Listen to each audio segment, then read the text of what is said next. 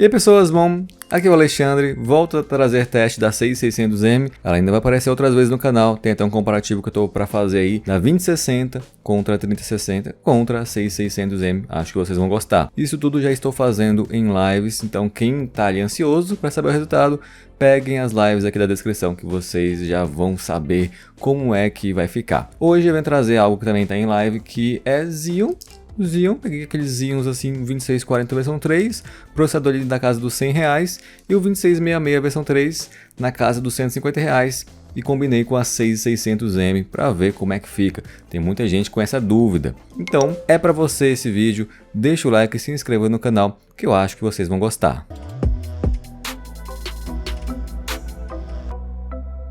O primeiro processador é o Xeon 2640 versão 3, usei ele com a placa-mãe BD4, esse Xeon aqui é um 8/16 com o clock até 3.4 GHz. Ele é um processador também que está em Unlock Turbo Boost, lembrando disso, tá? As memórias estão em Quad Channel, são 4 pentes de 8 GB, 1866 MHz L13. O primeiro jogo que eu testei foi o Warzone em Full HD FOV 120, qualidade gráfica alto. O jogo ficou com 1% de load de 55 e a média de FPS mais ou menos na casa dos 90. Para quem ouviu o teste da 6600M com um processador mais forte, que no caso era o Ryzen 7 5700X, nós vemos que ela consegue 140 FPS mais ou menos. Então esse aqui é o temido caso de gargalo entre placa de vídeo e processador, em que a placa pode fornecer mais quadros, mas o processador não pode instruir a placa na velocidade que ela consegue. Só que, mesmo com isso, não significa que a performance ficou ruim. O jogo não ficou travado, no máximo alguns stutterings raros. Então sim, é um gargalo, mas o esperado dentro da proposta do Xeon. Testei também o PUBG em Full HD, escala ali dos gráficos em 100% com qualidade gráfica mais alta. O uso da placa aqui já bate seus 85 a 94%, a média de FPS na casa dos 113. O consumo da GPU já fica na casa dos 90 watts dos 100 que tem de limite, o que indica que sim, a placa também pode mandar mais quadros aqui, mas não está muito abaixo do que um processador mais forte conseguiria. Já colocando o jogo em um perfil mais baixo, a média de FPS fica na casa dos 145. Já fica semelhante aos hertz de monitores mais caros. Eu não vi muitas travadas nesse game, pelo menos nessa parte aqui. Então ficou bem bom até. Melhor do que eu imaginei para um jogo competitivo usando o Xeon. A média de uso da placa fica em torno de 70 a 80%. Então também mais um caso onde um processador melhor consegue empurrar mais quadros. Só que também melhor significa mais caro. Vamos ao GTA V, um jogo mais antigo, mas eu sei que as pessoas ainda gostam de jogá-lo. Eu coloquei um perfil de qualidade muito alto em Full HD. No modo história, a média de FPS fica na casa dos 75, com 98 a 99% de uso da placa. Nesse caso, o famigerado gargalo é bem menor e o desempenho fica muito semelhante ao visto no vídeo do Ryzen 7 5700X. O GTA nesse perfil gráfico realmente fica bem puxado. Eu acharia melhor até reduzir um pouco os gráficos e aumentar a resolução. Deve ficar mais bonito por conta, é claro, da resolução. Já o GTA no modo online fica com um desempenho médio na casa dos 60 FPS, algumas quedas vocês vão ver, e o uso da placa na casa dos 80. Mas esse modo online é estranho e muitas configurações apresentam essa redução, não somente usando o Xeon. Mesmo um processador mais novo também fica com um desempenho abaixo do esperado. Depende também da quantidade de pessoas na sala. Agora um jogo de história que é irmão do GTA, Red Dead Redemption 2. Testei em Full HD no alto com textura no Ultra. O Red Dead e muitos outros jogos de campanha não serão problema para esse Xeon 2640 V3, pelo menos manter os 60 FPS que o jogador de PC médio tanto almeja. Nesse caso aqui a média fica na casa dos 80, o uso da GPU sempre acima dos 95% e ótimo desempenho, evidenciando sempre aquilo que eu falo no canal. Gargalo depende da resolução, jogo e qualidade gráfica. O mesmo processador que estava com gargalo no Warzone agora manda muito bem no Red Dead e no GTA usando o modo história. Eu até arrisquei colocar o jogo em 3840 por 2160, que é o famoso 4K, só que é claro, eu coloquei no médio, não no alto. Mantive a textura no Ultra e aqui obtemos uma média de 48 FPS. Já fica abaixo dos 60 FPS que a gente viu em Full HD, mas ainda acima dos 30 e está estável.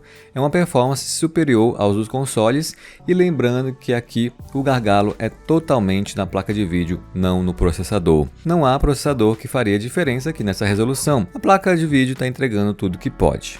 O último jogo com 2640 versão 3 é o God of War em Full HD no Ultra, e o 1% low fica na casa dos 50 FPS e a média em 62. O uso da placa aqui sempre na casa dos 97, 98%, consumo dela topado ali no 100 watts, que é o máximo dela, né? E o desempenho fica extremamente parecido com o que a gente viu no Ryzen 7 5700X.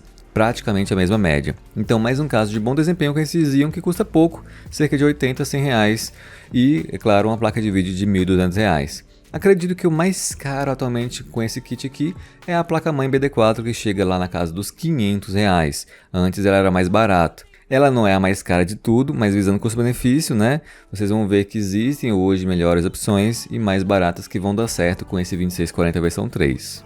Testei também alguns jogos no 2666 versão 3, que tem, né, mais núcleos e mais threads, também tem um boost maior e também estava em unlock.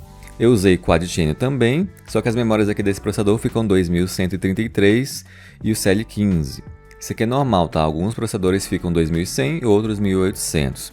Eu voltei ao Warzone usando aquelas mesmas qualidades gráficas do 2640 versão 3 e, para a minha surpresa, o desempenho foi mais parecido do que eu havia pensado. O 1% low fica na casa dos 58 e a média na casa dos 91 FPS, muito semelhante ao 2640.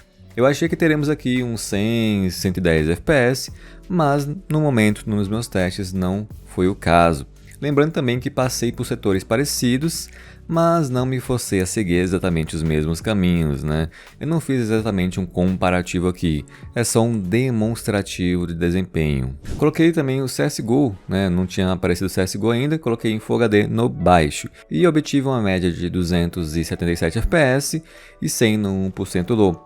Aqui, obviamente, a placa pode mandar mais quadros e vai depender do processador conseguir lidar. O Xeon geralmente não fica tão bom nesses jogos quanto o pessoal gosta.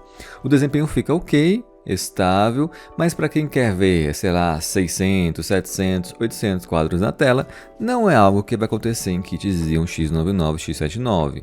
Aí também vocês estão querendo milagre. O Dota 2 também testei, outro jogo ali da Valve. Eu coloquei ele em Full HD no alto e a média de FPS foi cerca de 180 com 83 no 1% low. Talvez para quem é mais competitivo, esse 1% low vai significar uma variação bem grande e gerar estranheza em certas cenas, porque é uma grande diferença, né, cair de 180 para 80.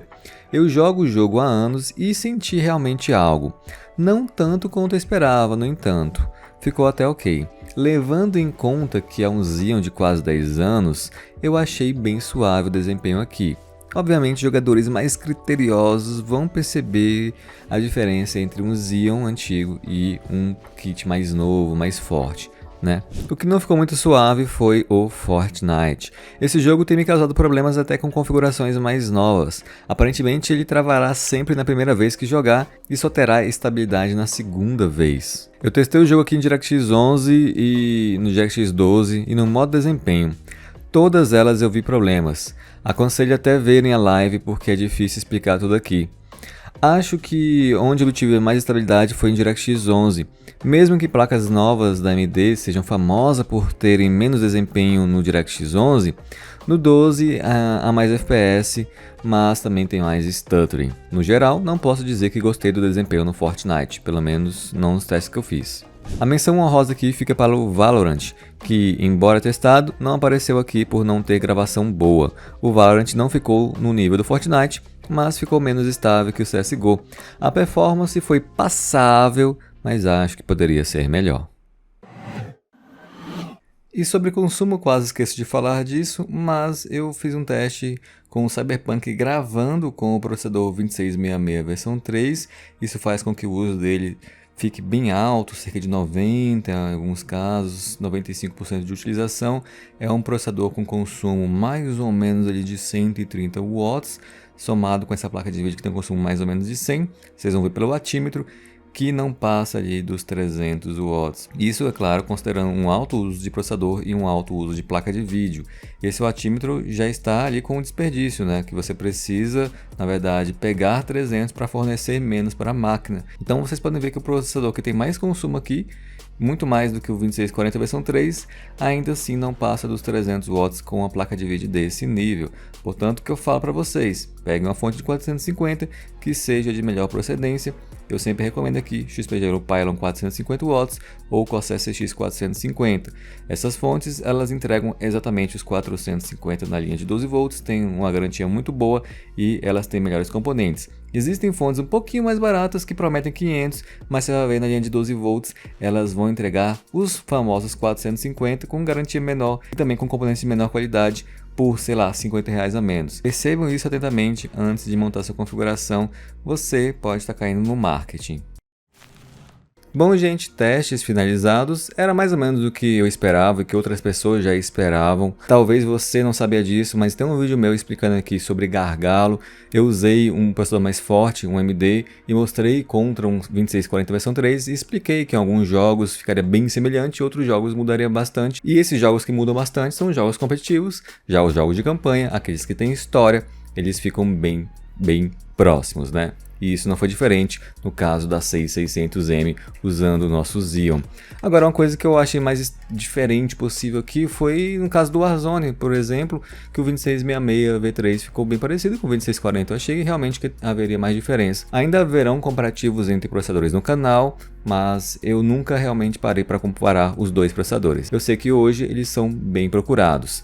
Então, assim, ficou um desempenho do jeito que a gente imaginava, um bom desempenho considerando o preço, a idade desses processadores, quanto que você vai pagar no kit, fica bem bacana. É claro que lembre-se que esses kits você tem o risco de pagar a tributação. Então, como eu falo para vocês, o custo-benefício vai até certo limite, né? Depois disso, o pessoal está começando já a ser entusiasta e gastar por gastar mesmo. Então, hoje eu recomendo para vocês kits com Xeon até uns R$600, 650 quando é o 2640 versão 3, e quando é com 2666 versão 3 você encontra kits ali por uns 750 até R$800. Inclusive deixo para vocês links aí na descrição com sugestões de kits. Tem agora com da QD4, uma placa-mãe Ronin Z que está vindo por um preço muito bom.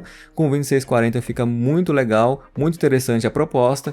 E até que daria certo também com 2666 versão 3. Tem um teste lá do Lipesito que eu deixo para vocês na descrição também. Caso vocês não queiram usar essa placa-mãe com 2666 versão 3, porque fica ali perto dos 100 graus do VRM, você pode usar com a Magnite MR9A Pro, a Pro S, que já fica mais tranquilo, mais suave, mas é claro, o preço do kit vai subir um pouco mais por conta da placa-mãe. No geral, são Xeons ali na casa dos R$100, que com um kit completo fica na casa dos R$650 a R$800, que tem desempenho de Ryzen ou Intel de uma geração mais nova, que só o processador vai custar R$450 a R$500, como por exemplo um Ryzen 5 2600, não fica muito diferente do que vocês viram aqui. Então tá bem bacana pelo preço, só, né, como eu falo para vocês, eu evitaria gastar, sei lá, 1.200 com kit Xeon, quando às vezes você consegue com 1.400 já pegar um kit Ryzen de placa-mãe, memórias e processador. Espero que vocês tenham gostado do vídeo, foi um vídeo mais simples, vou ficando por aqui, deixa o like, se inscreva no canal se você não é inscrito e a gente se vê na próxima. Valeu, falou e tchau!